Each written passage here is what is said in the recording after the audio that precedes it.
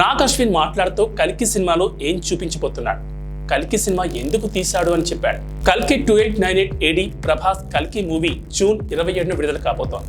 ఇప్పటికే ఈ సినిమా నుంచి రిలీజ్ అయిన గ్లిమ్స్ ట్రైలర్ సాంగ్ తో సినిమాపై భారీ అంచనాలు నెలకొన్నాయి. తాజాగా కల్కి సినిమా నుంచి స్పెషల్ మేకింగ్ వీడియో రిలీజ్ చేశారు. ఈ వీడియోలో నాగ్ అశ్విన్ మాట్లాడుతూ కల్కి సినిమాలో ఏం చూపించబోతున్నాడు, కల్కి సినిమా ఎందుకు తీశాడు అని చెప్పాడు. అలాగే ఈ వీడియోలో కల్కి మేకింగ్ విజువల్స్ కూడా చూపించారు. నాగ్ అశ్విన్ ఈ వీడియోలో మాట్లాడుతూ ఈ కథ అన్నిటికీ క్లైమాక్స్ మన కలియుగంలో ఎలా జరగబోతోంది అనేది. ఇండియాలోనే కాదు ప్రపంచమంతా ఈ కథకు కనెక్ట్ అవుతుంది. చిన్నప్పటి నుంచి పౌరాణిక సినిమాలు చాలా ఇష్టం. పాతాళ భైరవి, భైరవ ద్వీపం, ఆదిత్య 369 లాంటి సినిమాలు ఇంకా ఇష్టం.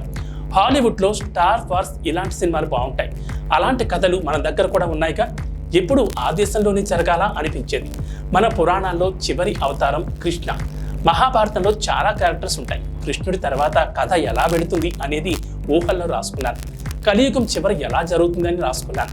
ఈ కథ మనం చదివిన పురాణాలకు క్లైమాక్స్లో రాసుకున్నాను. కల్కి అనేవాడు ప్రతి కాలంలో ఉంటాడు.